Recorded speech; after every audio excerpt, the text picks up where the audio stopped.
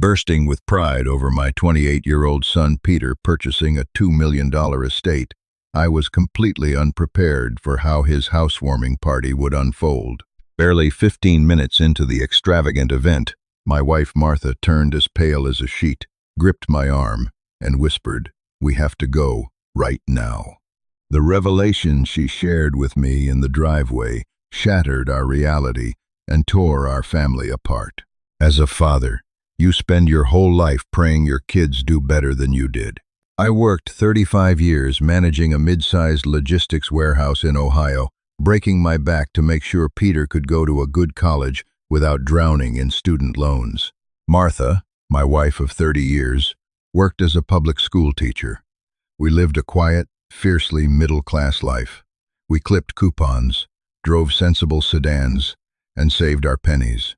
So, when Peter called us on a Tuesday evening to announce he had bought his first house, we were overjoyed. He had married Lila just 8 months prior. Lila was a sweet, soft-spoken girl who worked as an assistant art curator at a local gallery. Peter was a mid-level marketing manager for a software firm. We figured they had scraped together a down payment for a nice 3-bedroom ranch in the suburbs. We even had a check for $5,000 folded into a congratulations card, hoping it would help them buy a new refrigerator or a decent sofa. Then, Peter texted us the address. It was in Oak Ridge Estates. If you aren't familiar with our part of the state, Oak Ridge is where the neurosurgeons, corporate executives, and generational wealth families live. It's a gated community built into the rolling hills, where the driveways are half a mile long and the mailboxes are made of imported stone. "Thomas," Martha said, staring at the screen of her phone, her brow furrowed in that specific way it did when she was doing mental math. "This has to be a typo. There are no starter homes in Oak Ridge. The property taxes alone would eat his entire salary." "Maybe it's a rental?" I offered, though I knew Peter had specifically used the word bought. Or maybe Lila's parents pitched in more than we thought. Lila's parents, Greg and Diane, were comfortable. Greg owned a string of dry cleaners, and Diane sold real estate, but they certainly weren't Oak Ridge wealthy. Still, we pushed our suspicions aside. We were going to a housewarming party, and I was determined to be the proud dad. When we pulled up to the security gates that Saturday evening, the guard asked for our names, checked a digital tablet, and waved our 10-year-old Honda Accord through. The winding road was lined with ancient oaks, their branches weeping with decorative lights. Then we saw the house. It wasn't a house. It was a compound, a sprawling, modern marvel of glass, dark steel, and reclaimed wood. A fleet of luxury vehicles, Mercedes, Porsches, and a lone Aston Martin, were parked along the circular driveway.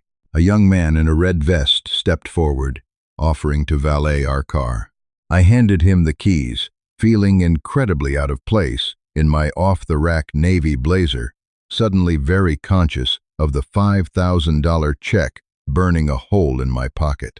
It felt like a joke now. $5,000 wouldn't cover the landscaping bill for a place like this.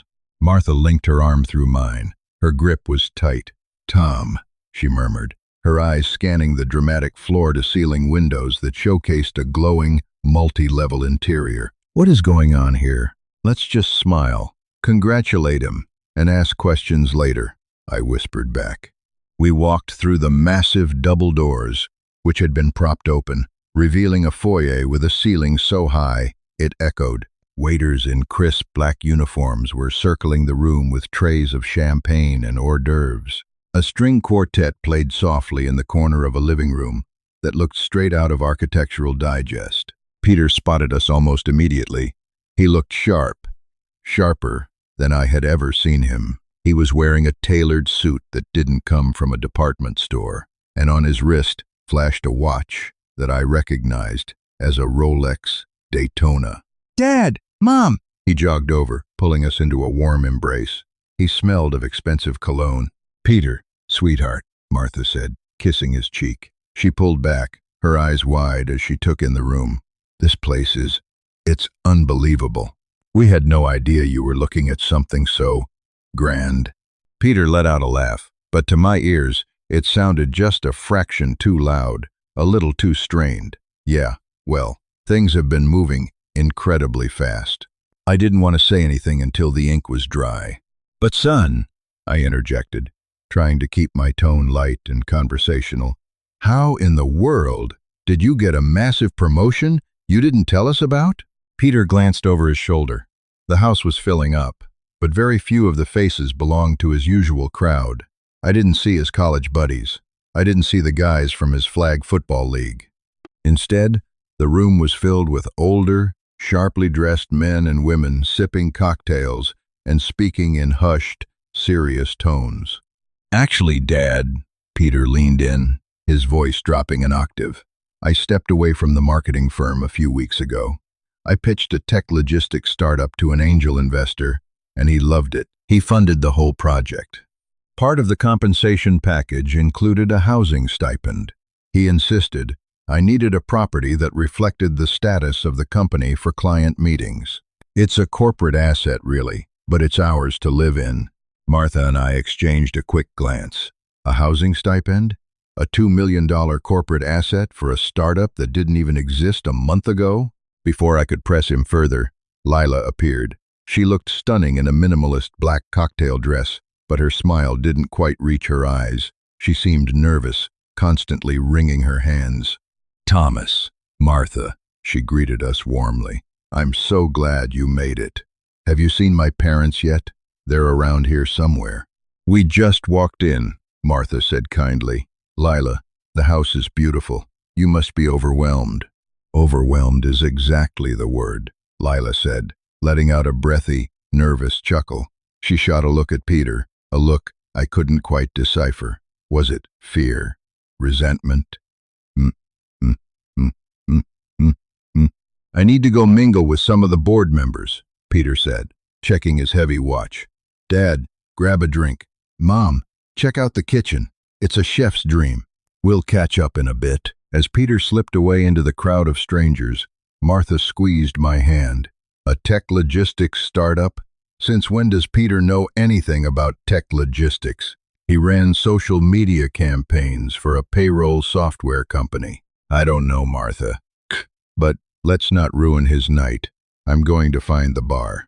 I spent the next 45 minutes wandering the ground floor, nursing a bourbon that was smoother than anything I'd ever tasted. I tried to find Greg and Diane, Lila's parents, but they were nowhere to be seen. Instead, I found myself standing near the massive marble kitchen island, listening to the conversations around me. None of it sounded like a housewarming party. There was no talk of paint colors or property values. The guests were discussing offshore accounts, liability shielding, and asset liquidation. A tall man with silver hair and a meticulously trimmed beard approached the island, gesturing for the bartender to refill his glass. He noticed me standing there and offered a polite, if somewhat cold, smile. You must be Thomas, the man said, extending a hand. I'm Richard. I work closely with your son. Nice to meet you, Richard, I said, shaking his hand. His grip was firm, almost bone-crushing. You're with the new startup? Richard chuckled, taking a sip of his drink. You could say that. We're the capital behind the operation.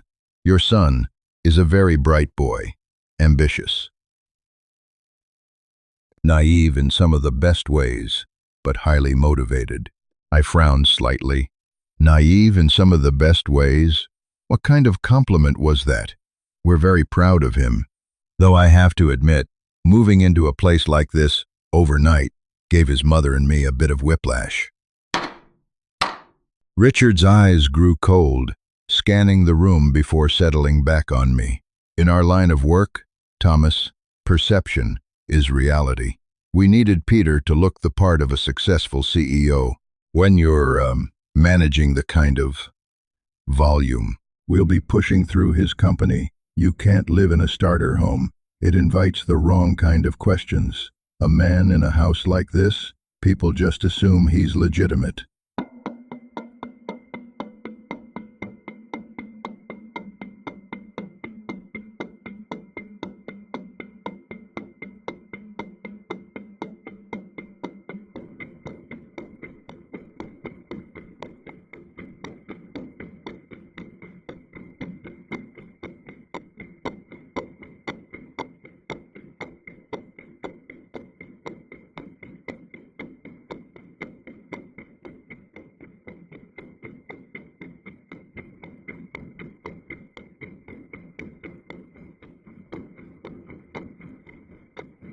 My stomach dropped.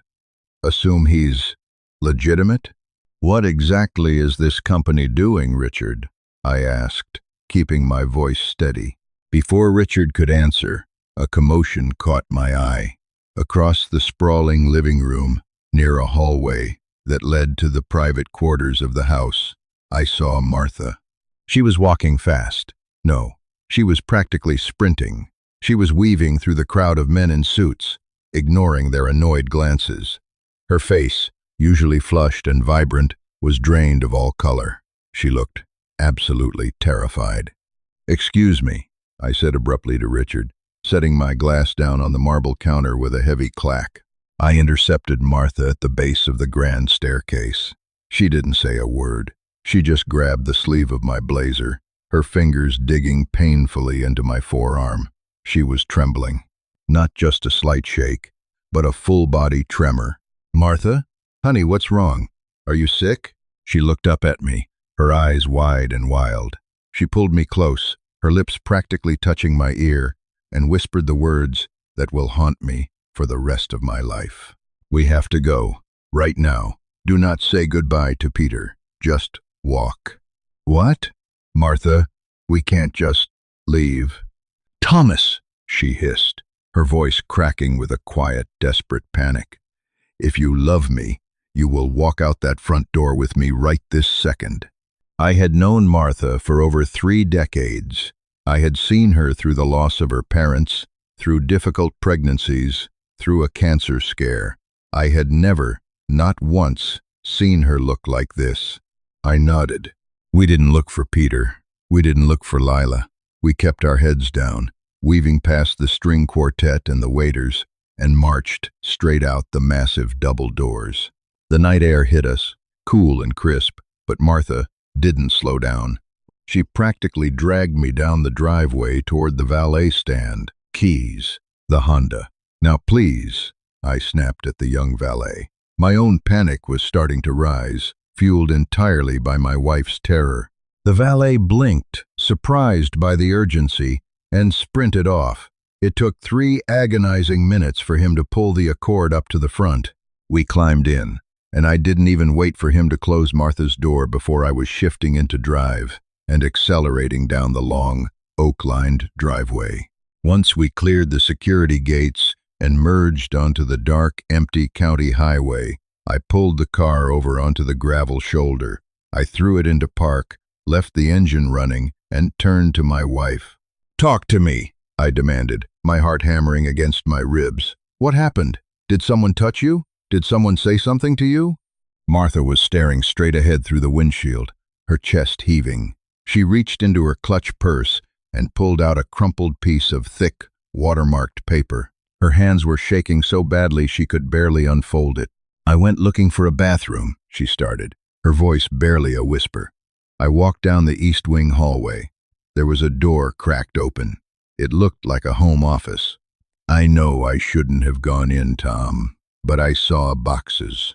Moving boxes with Greg and Diane's names on them, Lila's parents." I frowned. Why would Lila's parents have moving boxes here? "I walked in to look," Martha continued, a tear finally spilling over her eyelashes and cutting a track down her pale cheek. And sitting open on the massive mahogany desk was a leather binder. It was the closing documents for the house, Tom. The property deed.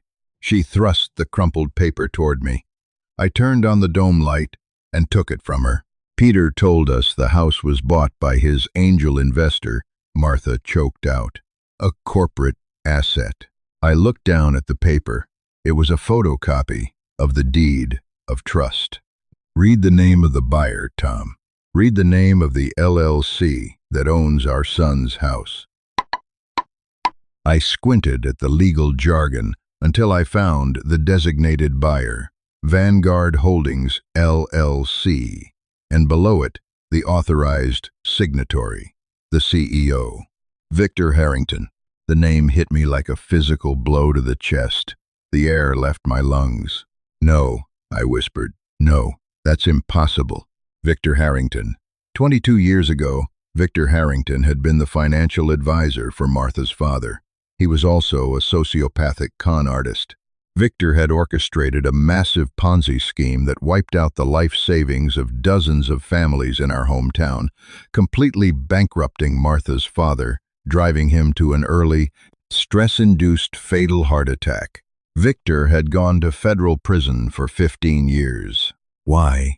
My mind was spinning, trying to connect the dots.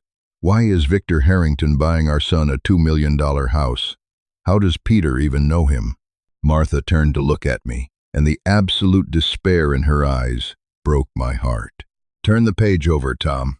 I flipped the crumpled paper. It was a copy of a secondary legal agreement, a liability waiver tucked behind the deed. My eyes scanned the text, stopping on a specific clause near the bottom. In the event of federal audit, seizure, or indictment regarding Vanguard Holdings LLC, all financial liability, asset forfeiture, and legal culpability shall be assumed entirely by the designated chief executive officer of the subsidiary branch.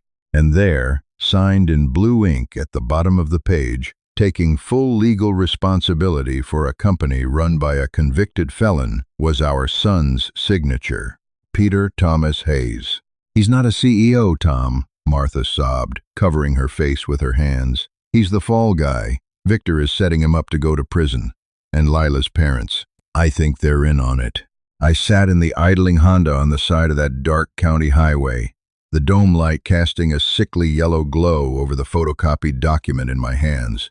The heater was blasting, but my blood felt like ice water. Victor Harrington.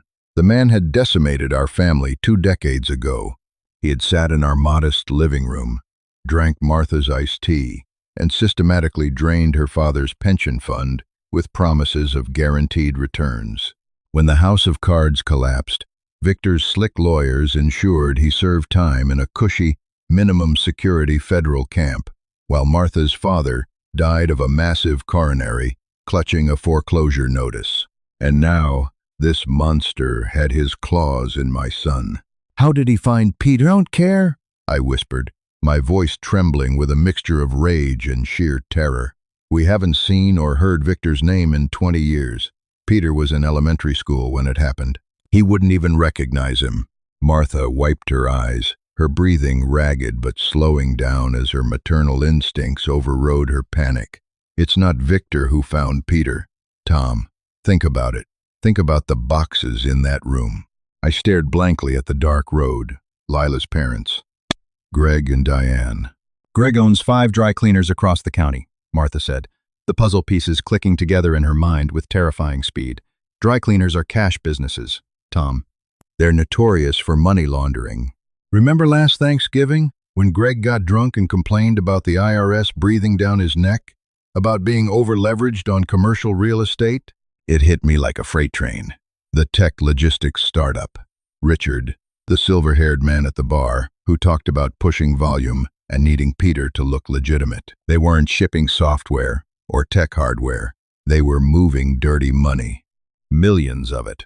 And Victor Harrington was the architect, using Greg and Diane's failing businesses as a foundation, scaling it up through this fake startup. They needed a patsy. Someone with a spotless criminal record, no ties to organized crime, and enough naive ambition to sign documents without a team of expensive lawyers reviewing them. They found the perfect mark in Peter, and they used their own daughter, Lila, to reel him in. "We have to call the police," I said, reaching for my phone. "We have to call the FBI right now." "No," Martha lunged, grabbing my wrist. "Tom, look at that paper." Peter signed. As the CEO, he signed the liability waiver. If we call the feds right now, they raid that house, and Peter takes the fall for all of it. Victor walks. Greg and Diane walk. Our son goes to federal prison for 20 years. We have to get Peter out first. She was right. If we made a move recklessly, we would be pulling the trigger on Victor's trap ourselves. We didn't go home. We drove to a 24-hour diner a few miles from the Oak Ridge gates and sat in a booth in the back, drinking black coffee until the sun came up. We formulated a plan. We couldn't leave Peter in that house for another day, but we couldn't warn him over the phone. We had to assume the house, and his devices were monitored. At 6:30 a.m., as the first gray light of dawn crept over the Ohio hills, we drove back to the compound. The valet stand was gone. The luxury cars were gone. The massive estate looked cold and silent in the morning mist. I parked the Honda near the garage, bypassed the front doors, and walked around to the side entrance near the kitchen. The door was unlocked. We slipped inside. The house reeked of stale champagne and expensive cigars. The string quartet was gone, replaced by an eerie, hollow silence. As we crept through the massive living room, I heard the rustling of cardboard and low voices coming from the east wing, the hallway Martha had fled from. I motioned for Martha to stay behind me, and I walked quietly toward the open door. Inside the mahogany-paneled office, Greg and Diane were hurriedly packing files into moving boxes. Greg looked exhausted, his tie loosened, dark circles under his eyes. "We need this finalized before Monday," Greg was saying to his wife, his voice strained. "Victor wants the offshore transfers initiated by Tuesday, and Peter has to authorize the tokens. Make sure the proxy server is—" "Hello, Greg," I said, stepping into the doorway. Greg jumped so violently he dropped a stack of manila folders. Diane gasped, her hand flying to her chest. "Thomas," Greg stammered, his face flushing crimson. What are you doing here?" "The party ended hours ago." "I know," I said, stepping fully into the room, locking the heavy wooden door behind me. I didn't yell. I didn't scream. My voice was dangerously calm. I pulled the crumpled photocopy of the deed from my jacket pocket and tossed it onto the mahogany desk. It landed right on top of a stack of incorporation papers. "I came to ask you how much Victor Harrington paid you to sell my son into federal prison." Diane's face went bone white. Greg stared at the paper, his jaw working silently, looking like a fish pulled out of water. "Tom, I don't know what you're talking about." Greg tried to bluster, but his voice cracked. That's just standard corporate liability structure. It's perfectly legal. Don't you dare lie to me," I snarled, taking a step closer. "Victor Harrington destroyed my wife's family 20 years ago. I know exactly how he operates. He finds desperate, pathetic people like you drowning in debt and offers a lifeline. All you had to do was provide a clean front.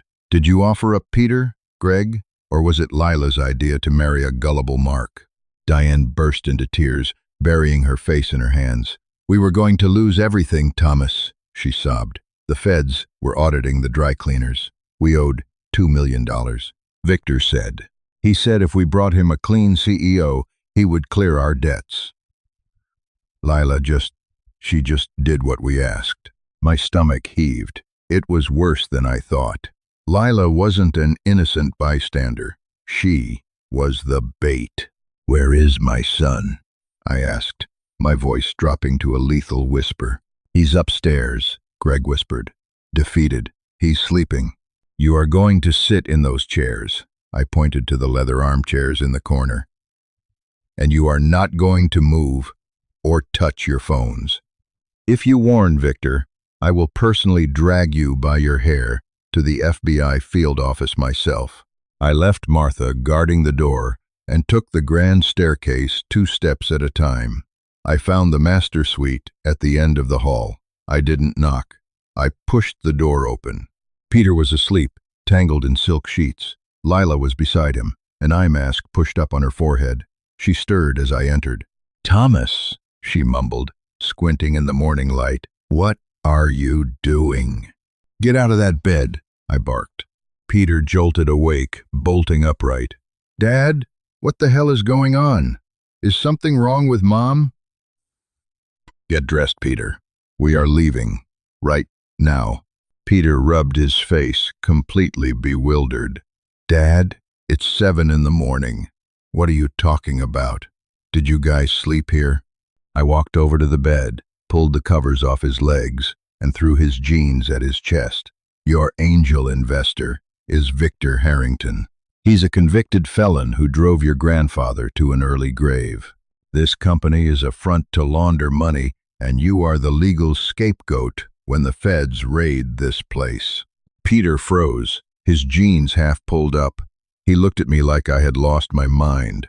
"Dad, that's insane. Richard is the capital manager. The CEO of Vanguard is." "Vanguard Holdings, LLC, I interrupted, reciting the document from memory, registered to Victor Harrington. "I saw the deed, Peter. I saw the liability waiver you signed. And Lila's parents are downstairs packing up the evidence." Peter slowly turned his head to look at his wife. Lila was sitting up, clutching the sheet to her chest. She was trembling. She couldn't meet his eyes. "Lila?" Peter's voice broke. It was the sound of a little boy realizing the monsters are real. "Lila, tell me he's crazy. Tell me he's making this up." She just cried, silent, guilty tears. "I'm so sorry, Peter," she whispered. "They were going to go to jail. My parents. Victor said nobody would get hurt if we just did the paperwork right. He said you'd get rich, too. It wasn't supposed to be like this." I watched my son's heart break into 1,000 pieces right in front of me. The realization that his marriage, his sudden success, this beautiful house, it was all an elaborate, sickening con. He didn't scream. He didn't yell. He just stood up, zipped his jeans, grabbed his shoes, and walked out of the room without looking back at her. We practically carried him out of that house. We didn't say another word to Greg or Diane. We loaded Peter into the back of the Honda like he was a wounded soldier, and we drove away from Oak Ridge Estates for the last time. We didn't go home. We drove straight to the home of Adrian Pendleton, an old friend of mine who worked as a federal prosecutor in downtown Cincinnati. We sat in Adrian's kitchen, drinking more coffee, while Peter, pale and hollow-eyed, explained everything he knew about the startup, the servers, and Richard. Adrian immediately contacted the FBI's white-collar crime division. Because we had pulled Peter out before any massive federal crimes were finalized, and because he willingly turned over every password, email, and encrypted drive he had been given, they offered him full immunity. The sting operation took 3 months. Peter wore a wire into a meeting with Richard and Victor Harrington at a downtown hotel. Hearing my son keep his composure while sitting across from the man who ruined his grandfather's life was the proudest I have ever been. The raid happened on a Tuesday. The FBI seized the Oak Ridge house, frozen all offshore accounts, and arrested Victor, Richard, Greg, and Diane. Victor was slapped with a 20-year sentence. Greg and Diane took plea deals for 5 years each, flipping on Victor's associates. Lila wasn't indicted, as she hadn't signed any of the financial documents, but the damage was irreversible. Peter filed for an annulment on the grounds of fraud. It was granted in record time. Today, Peter lives back home with us in his old childhood bedroom. He took a job managing social media for a local nonprofit. The tailored suits are gone, replaced by flannel shirts and jeans. He's quieter now. He doesn't trust easily. The betrayal left a scar that I know will take years to heal. But every evening, when I sit on the porch with Martha and watch our son mow the lawn of our modest, middle-class home, I feel a profound sense of gratitude. We don't have a $2 million estate. We don't have luxury cars. But we have our son, and we have the truth. And in this world, that is the greatest wealth you can possess. Family is everything. And sometimes the most glittering opportunities are just beautifully disguised traps. I hope my family's nightmare serves as a warning to always trust your gut and read the fine print. If this story kept you on the edge of your seat, please hit that like button, share it with your friends to spread awareness, and subscribe to the channel for more real-life, dramatic stories. Stay safe out there, and remember, all that glitters isn't gold.